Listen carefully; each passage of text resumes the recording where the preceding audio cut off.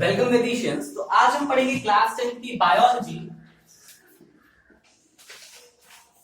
And हमने अपने previous video में देखा था कि respiration topic and air passage topic खत्म हो चुका था। तो आज हम एक नया टॉपिक शुरू करते हैं।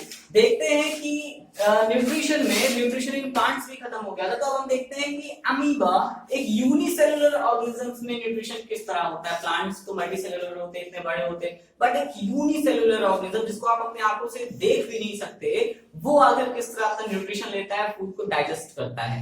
तो सबसे अच्छा यूनिसेलुलर ऑर्गेनिजम्स में हम सबसे पहले न्यूट्रिशन देखेंगे, वो देखेंगे न्यूट्रिशन इन एमोइबा। ठीक है, यूनिसेलुलर ऑर्गेनिज्म में। अभी देखते हैं फिगर नंबर 1। ये आपका एक अमीबा है और ये हो गया उसके साइटोप्लाज्म और ये है इसका न्यूक्लियस। ओके, यहां पर कुछ दूर पर हम देख रहे हैं, यहाँ पे एक ब्लैक डॉट आपको दिखा रहा है कि एक फूड पार्टिकल है जो इससे कुछ ही दूरी पे रखा हुआ है। जैसे आपसे कुछ ही दूरी पे केक रखा हुआ रहता है ना, तो कितना जल्दी आपको रहता है कि जल्दी से केक खाना है, बिल्कुल उसी तरह ये अमीबा भी जब उस फूड पार्टिकल को देखता है तो ये भी उसको खाने के लिए दौड़ता है। लेकिन आपको केक खाना है, आपके पास भगवान ने हाथ दिए, आप तो खा लिए अच्छे से भाई, लेकिन बेचारा इसके पास हाथ नहीं है।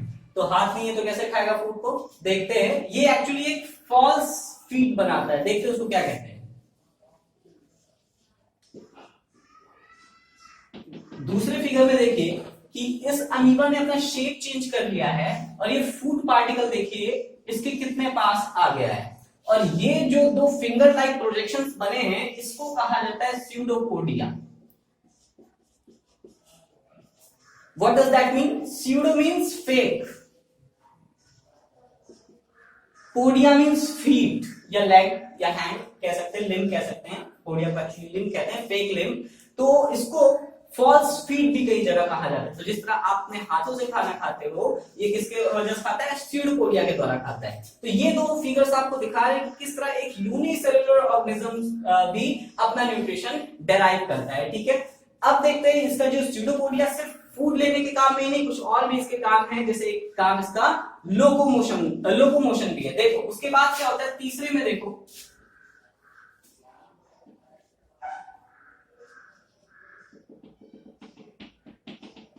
ये देखिए, ये जो फूड पार्टिकल्स थे वो एक फूड वैक्यूल में आ गए हैं।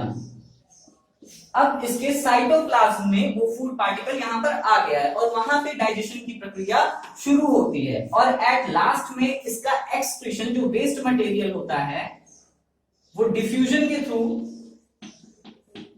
जो वेस्ट मटेरियल था इसमें से जो वेस्ट मटेरियल निकला वो डिफ्यूजन के थ्रू बाहर आ गया। वेस्ट मटेरियल डिफ्यूजन के थ्रू बाहर आ गया। तो ये प्रोसेस आपका एक्सक्रीशन भी कहलाता है। What is excretion? The removal of the toxic waste from the body is called excretion. तो हम देख रहे हैं कि किस तरह एक यूनिसेलुलर ऑर्गेनिज्म भी अपने फूड को देखता है, उसके पास जाता है, उसको खाता है, उसको डाइजेस्ट करता है, उसमें से न्यूट्रिशन लेता है और फिर उसको क्या करता है? एक्सक्रीट कर देता है। तो ये तो रही बात यूनिसेलुलर ऑर्गेनिजम्स की। आप इसको नोट डाउन कर। तो ये था न्यूट्रिशन इन अमीबा। अभी मैं एक लड़के को पढ़ा रहा था न्यूट्रिशन इन अमीबा, तो उसने मुझसे कहा, उसका नाम बूझो था, तो उसने मुझसे ये कहा कि सर यूनिसेलुलर ऑर्गेनिज्म की बात तो ठीक है, बट उसने मुझसे एक क्वेश्चन पूछा। आप बताइएगा अगर आपको इसका आंसर पता होगा तो नीचे कमेंट बॉक्स में। क्वेश्चन ये था कि सर मैं एक बगीचे में, उसके एक आम का बगीचा था, तो वहां पे वो पेड़ पे बैठ के आम खा रहा था। तो मुझसे पूछता है, सर मैं आम खाया और आम मेरे पेट में, क्या सर में क्यों नहीं चला गया? तो मैंने उससे कहा, तुम खड़े थे तो ग्रेविटी की वजह से तुम्हारे पेट में चला गया। तो उसने कहा, नहीं सर, फिर मैं डाल से उल्टा लटक के आम खाने लगा और उसके बावजूद वो मेरे पेट में गया, सर में नहीं गया। तो ठीक है, अगर इस सवाल का जवाब आपको आता है तो आप कमेंट बॉक्स में लिखें, नहीं तो हम इसको आगे अभी देखेंगे थोड़ी देर में। तो देखते हैं आप न्यूट्रिशन इन ह्यूमन बीइंग्स।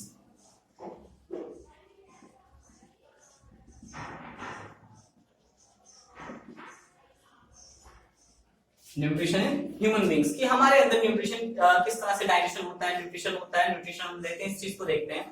तो सबसे पहले मैं आपको बता दूं कि हमें न्यूट्रिशन की जरूरत क्यों है। एनर्जी पाने के लिए हमें न्यूट्रिशन की जरूरत है। अभी हम क्या चीज खाते हैं बताइए? हम कोई भी चीज खा रहे हैं तो सबसे पहले उसकी स्टार्टिंग कहां से करते हैं?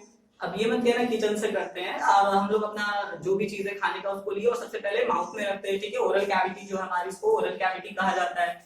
तो हमारा शुरुआत कहां से होता है? ओरल कैविटी से। अब देखिए, सबसे पहले आप फूड को कहाँ रखते हैं? अपने माउथ में रखते हैं। आपके टीथ सबसे पहले हेल्प कर रहे हैं आपके उसको च्यू करके स्मॉल पार्ट्स में बांटने का, है ना। उसके बाद क्या होता है कि स्मॉल पार्ट में टीथ च्यू कर दिया, उसके बाद आपके माउथ में सलाइवा आता है,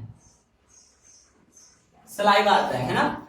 किसी भी आप फूड को, टेस्टी फूड के बारे में सोचते हो, उसको खाते हो, उसका स्मेल लेते हो, उसको देखते हो, उसके बारे में बात करते हो, इवन तब पर भी आपके मुंह में सलाइवा सीक्रेट होने लगता है, क्योंकि आपका बॉडी तैयार करता है अपने आप को उस चीज को खाने के लिए, ठीक है। जैसे इस समय अगर आप जो है अपने किसी भी फेवरेट फूड का नाम लीजिए तो आपको भी सलाइवा अपने मुंह में सीक्रेट होता हुआ महसूस होगा। तो देखिए, टीथ हो गया, सलाइवा हो गया। अभी सलाइवा कहाँ से आ रहा है? सबसे पहले हम लोग इस चीज को देख लेते हैं। सलाइवा एक्चुअली आता है एक ग्लैंड से जिसका नाम है सैलिवरी ग्लैंड, और इस सलाइवा से एक एंजाइम निकलता है जिसको कहा जाता है सलाइवरी अमाइलेज, जिसको क्या कहा जाता है? Salivary amylase. ये सलाइवरी अमाइलेज वो एंजाइम है जो स्टार्च को, जो खाना हम खा रहे हैं उसको छोटे छोटे पार्टिकल्स में तोड़ने का काम करता है। ब्रेक डाउन स्टार्च, लिख देते हैं यहाँ पे इसका function, break down starch into simple molecule, into simple molecule. तो हम देख रहे हैं, अच्छा, इस सलाइवरी अमाइलेज का एक और नाम है, उसको भी याद रखिएगा, ptyalin. Ptyalin, this is the name of salivary amylase. तो याद रखिएगा ये पी साइलेंट है, ओके। तो that is what we call ptyalin. तो यहां तक हो गया अब आपका। तो हम देख रहे हैं कि अब ये सलाइवरी अमाइलेज कॉम्प्लेक्स मॉलिक्यूल जो स्टार्च है उसको सिंपल मॉलिक्यूल में तोड़ दिया है। उसके बाद एक छोटा सा, बहुत ही छोटा सा बॉडी का पार्ट होता है जो बहुत ही जरूरी है, जिसका नाम है एपिग्लॉटिस। जिसका नाम क्या है? एपिग्लॉटिस। अभी एपिग्लॉटिस का फंक्शन हमारे लिए, बॉडी के लिए बहुत ही ज्यादा इंपॉर्टेंट है। क्यों? जैसे अभी आपका ये जो स्टार्टिंग का आप अपने बॉडी में देखोगे, ये जो आगे का पार्ट है इसको ट्रैकिया कहा जाता है, ठीक है। विंड पाइप, आपका विंड यहां से जाता है। ठीक इसके पीछे फूड पाइप भी जुड़ा होता है जिससे खाना अंदर जाता है। तो जब हम किसी चीज को खाते हैं, जैसे ये आगे वाला आपका विंड पाइप